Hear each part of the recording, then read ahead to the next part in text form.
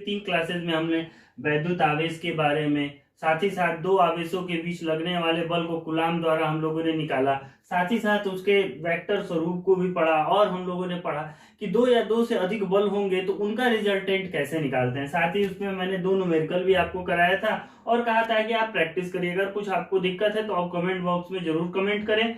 और अब आज हम अपने चौथे दिन के क्लास को आगे बढ़ाते हैं। इसमें सबसे पहले हम लोगों ने, देखिए आपके बोर्ड पे दिख रहा होगा, सतत आवेश वितरण, कंटिन्यूअस चार्ज डिस्ट्रीब्यूशन। ये है क्या?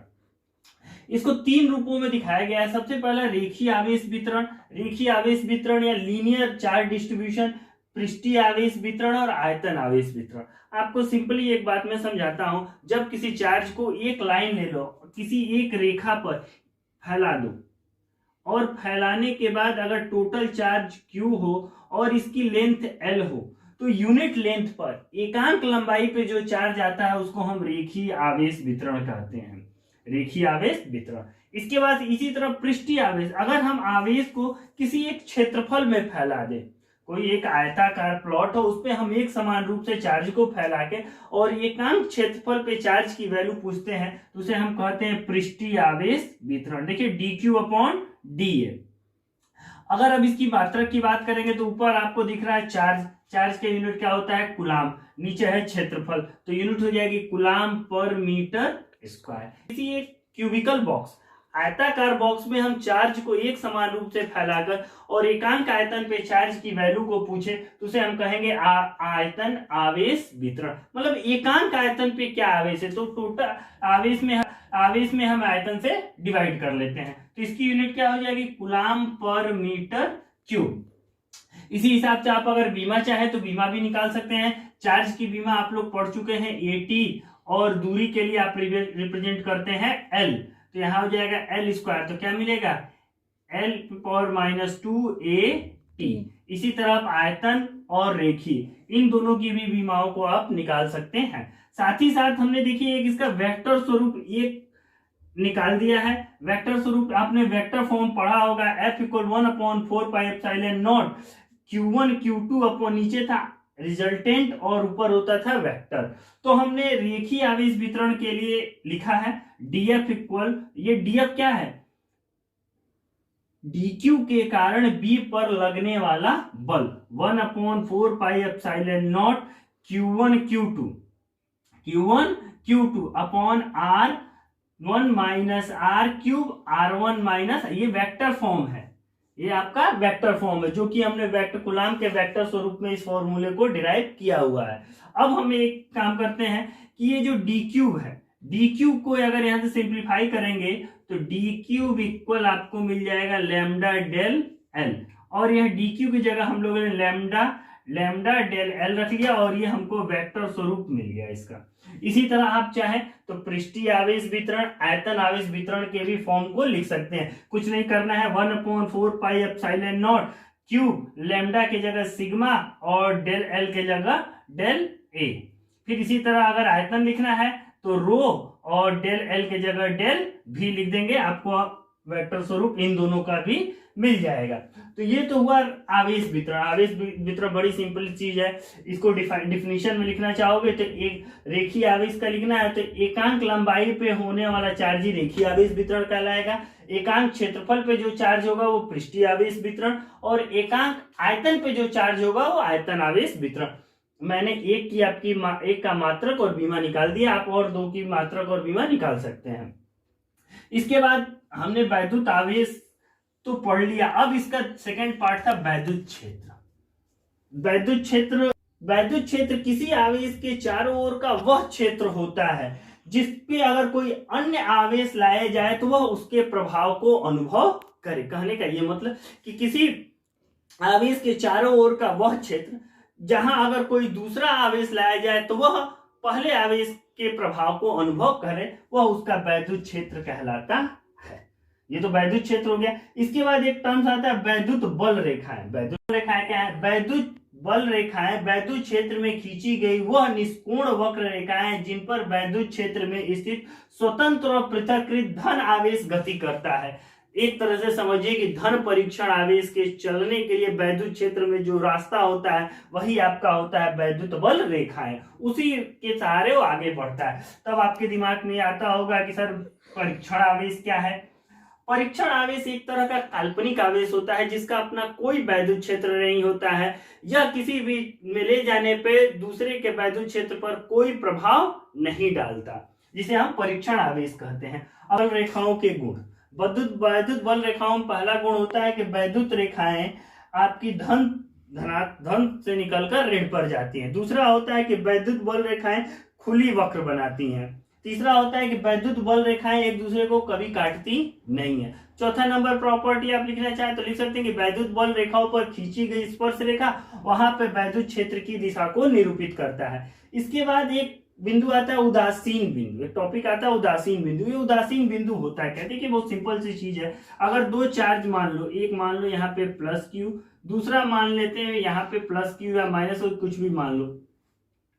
अब दोनों के बीच में एक ऐसी बिंदु होगी जहां दोनों द्वारा लगाया गया परिणामी बल क्या होगा, शून्य होगा। उस बिंदु को हम उदासीन बिंदु कहते हैं। निकालने का तरीका सिंपल है। मान लो यहां से ये दूरी आपकी r1 हो और ये दूरी आपकी r2 हो, तो बहुत सिंपल सा formula q1 upon r1 square equal q2 upon r2 square.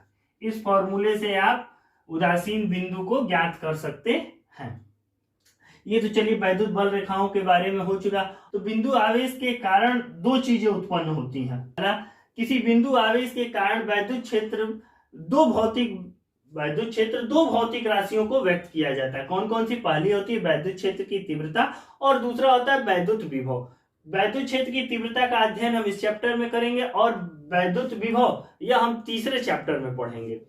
वैद्युत क्षेत्र की तीव्रता वेक्टर होता है और विभव स्केलर होता है। एक चाहिए और आपको हम बता दें, जितनी कंडीशनों के लिए हम वैद्युत क्षेत्र की तीव्रता का मान ज्ञात करेंगे उतनी ही कंडीशनों में हम वैद्युत विभव भी ज्ञात करेंगे। जैसे कि किसी बिंदु आवेश के कारण r दूरी पर उत्पन्न वैद्युत क्षेत्र की तीव्रता, तो उसी तरह r दूरी पर उत्पन्न वैद्युत विभव ज्ञात करेंगे। अभी हम द्विध्रुव पढ़ेंगे, द्विध्रुव की अक्षीय स्थिति और निरक्षीय स्थिति, उतनी ही कंडीशनों को हम वैद्युत विभव में भी अध्ययन करेंगे। तो इसलिए इन दोनों को कंपेयर करके पढ़ना अच्छा होता है। अब इसके बाद एक बात आती है दिशा की, कि अगर वैद्युत क्षेत्र में कोई धन आवेश है तो उस पे ई की दिशा क्या होगी। तो देखिए यहां मैंने लिखा है वैद्युत क्षेत्र में स्थित धनावेश पर वैद्युत बल वैद्युत क्षेत्र की दिशा में तथा ऋणावेश पर वैद्युत क्षेत्र की विपरीत दिशा में कार्य करता है। यानी वैद्युत क्षेत्र में स्थित धनावेश पर वैद्युत बल वैद्युत क्षेत्र की दिशा में और ऋणावेश पर वैद्युत क्षेत्र की दिशा के विपरीत कार्य करता है। वैद्युत क्षेत्र की तीव्रता, वैद्युत क्षेत्र के किसी बिंदु पर रखे परीक्षण आवेश के प्रति एकांक आवेश पर कार्यरत वैद्युत बल को उस बिंदु पर वैद्युत क्षेत्र की तीव्रता कहते हैं।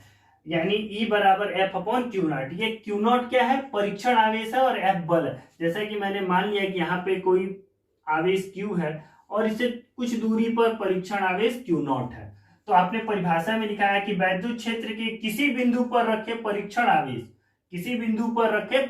आवेश के प्रति एकांक आवेश पर